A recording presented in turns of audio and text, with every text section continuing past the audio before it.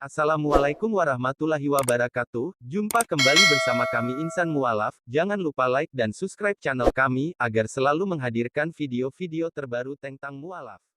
Hidayah menjadi mualaf bisa dialami siapa saja dan kapan saja. Itu semua atas kehendak Allah Subhanahu wa Ta'ala.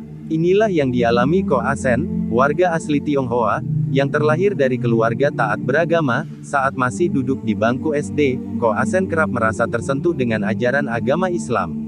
Namun, dia belum tertarik menjadi mualaf. Bahkan saat SMP, Ko Asen justru ikut agama sang kakak.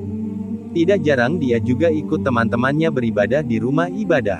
Ko Asen mengaku belum menetapkan pilihannya kala itu. Dari agama Konghucu udah, Buddha udah, Kristen udah, agama Gohonzon itu agama Buddha Jepang itu masuk juga, agama Pentakosta juga masuk ikut, ujar Ko Asen. Ia tidak pernah terpikirkan akan menjadi seorang muslim. Pasalnya, Islam tidak ada suatu hal seperti patung yang bisa disembah. Namun, pandangannya berubah ketika mengalami sebuah kejadian tidak terduga. Diceritakan, Ko Asen berniat membeli buku teka-teki silang di sebuah toko. Di sampingnya, dia melihat buku tentang alam gaib. Merasa penasaran, Ko Asen pun coba mengintip isi bukunya. Dia melihat ada sebuah ayat Al-Quran yang dalam terjemahannya. Ayat tersebut bisa menurunkan hujan jika ditulis di batu hitam dan diletakkan di bawah pohon kering. Kebetulan, Ko Asen memang berharap hujan bisa turun di musim kemarau saat itu. Pasalnya, tubuhnya merasa panas dan begitu gerah. Kendati demikian, Ko Asen tetap tidak percaya dengan ayat tersebut. Di situ ada tulisan ayat sedikit yang enggak saya ngerti. Saya baca tuh di situ, bawahnya ada terjemahannya, barang siapa yang tulis ayat ini di batu hitam dan ditaruh di bawah pohon kering, maka akan turun hujan. Saya bilang saya enggak percaya, enggak mungkin, tuturnya, merasa tidak masuk akal. Ko Asen lantas menghiraukannya. Menurutnya, itu hanya akal-akalan sang penulis agar bukunya terjual habis. Dia pun pulang dan membawa buku TTS yang baru dibeli dari toko tersebut. Namun entah bagaimana, buku tentang alam gaib itu tiba-tiba berada di tangannya. Itu buku alam gaib kok bisa ada di tangan saya, ngikut. Saya enggak berasa pengin beli. Loh kok bisa ada? Udah, saya lempar aja ke belakang, kata Ko Asen. 2 minggu setelah melempar buku itu, Ko Asen merasa badannya makin panas. Dia benar-benar tidak kuat dan berharap hujan bisa segera turun. Sepintas, dia teringat buku alam gaib itu. Alhasil, Ko Asen mengambilnya dan mencoba cara tersebut. Saya coba dah.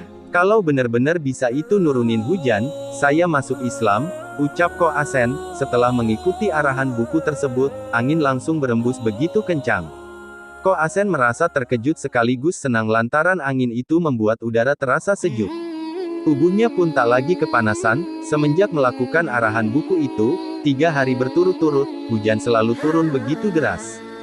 Padahal kala itu masih dalam musim kemarau. Merasa penasaran karena hari keempat tak turun hujan, Ko Asen menduga tulisan Arab itu telah hilang. Benar saja, tulisan ayat itu memang pudar terkena hujan.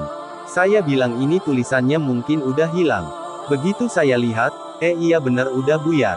Udahlah saya udah enggak ini, mikirin, saya udah enggak kepanasan, ucap Ko Asen. 2 minggu kemudian, Ko Asen kembali mencoba cara tersebut. Jika hujan kembali turun, dia benar-benar mantap masuk Islam. Anehnya, kejadian lama terulang kembali. Ya, hujan kembali turun dengan begitu deras, sesuai keinginan Ko Asen. Lagi dan lagi Ko Asen menganggap hal itu kebetulan. Dia tak percaya bahwa hujan itu turun karena ayat Al-Quran. Akhirnya, dia kembali mencobanya hingga 4 kali. Nah, di hari keempat ini Ko Asen mendapat bisikan gaib, kamu apa belum yakin terhadap Islam ini? Ko Asen sontak menjawab bahwa dia benar-benar sudah yakin untuk masuk Islam, bahkan dia sudah membeli buku Juz Amma, tata cara sholat, dan buku ajaran Islam lainnya. Hanya saja, Ko Asen menginginkan hujan kembali turun agar udara dan tubuhnya tidak terasa panas. Udah, gua mau masuk Islam tapi kepengin hujan emang enggak boleh, jawabnya dalam hati.